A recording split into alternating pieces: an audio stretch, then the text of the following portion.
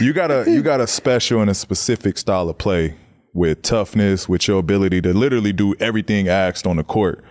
Who did you model your game from, or where did that come from? Was that just a natural way you just like learn the game? Because like for me, I learned to play from my high school coach. He's the one that really taught me to like the way I played was like make everybody else around me better. Like that's your goal. That's you play the right way. You play for your teammate.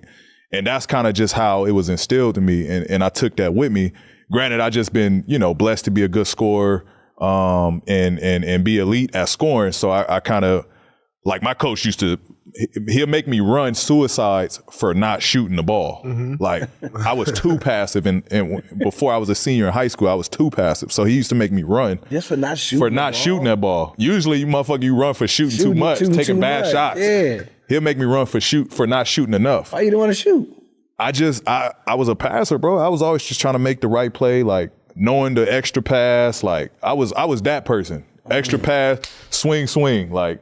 And so he instilled in me like, no, you can score. I've seen you score. Like, so he helped me with that. But like, who did you model your game after? That's very interesting you say that, because I feel like even throughout the course of your NBA career, you got more and more aggressive. Like when you came to Indiana, you weren't super aggressive. Like you showed signs of like, oh shit, he got some shit.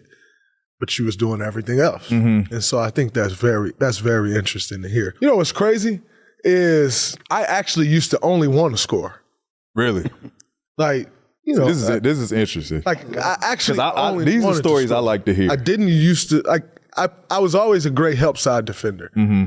But more often than not, I will overhelp. Mm-hmm. Like I made all defensive team my senior year. And my assistant coach, Dwayne Stevens at Michigan, he laughed at me. He was like, they just put you on here because of who you are. Like, hey, you ain't playing no goddamn defense. Yeah. And I'm like, D, what do you mean? They like, you always overhelping, you don't really play no defense. Yeah. I really didn't start locking in on defense till I got to the league, because that was my only way on the floor. Right. It was all about like, and like I could always make the right play. Like I was trying to score the basketball. Mm-hmm. Like I was a scorer. I would go score the basketball.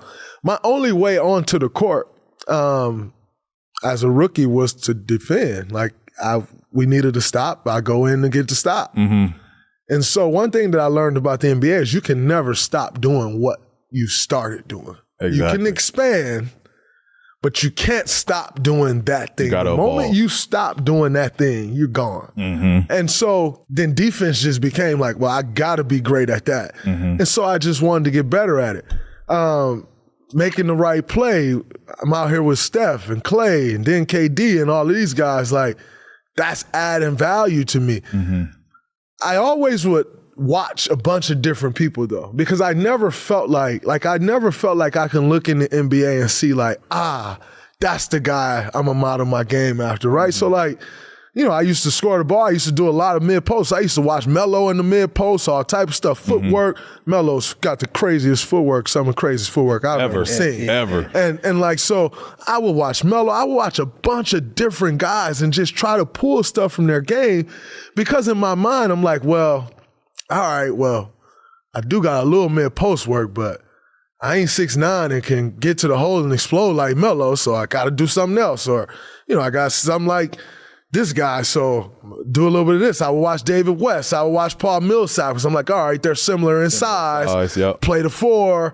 I need to know how to be an undersized 4, right? Like, I used to watch all of these different guys and just try to put it all together, because I just didn't feel like there was a carbon copy for me. Or I could turn on the TV and be like, oh man, I need to model everything after this guy. Mm-hmm. If I can model everything after this guy, that'll be my draft comparison. Mm-hmm.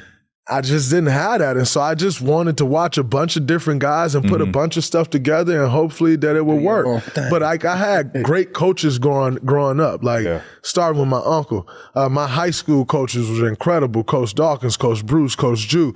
Like, they were incredible. The one person who I think really changed my life, and like obviously Coach Izzo, best coaches I've ever had, if not the best. But the one coach who really changed my life, his name is Duran Speedy Walker. And Speedy is a scout for the Detroit Pistons.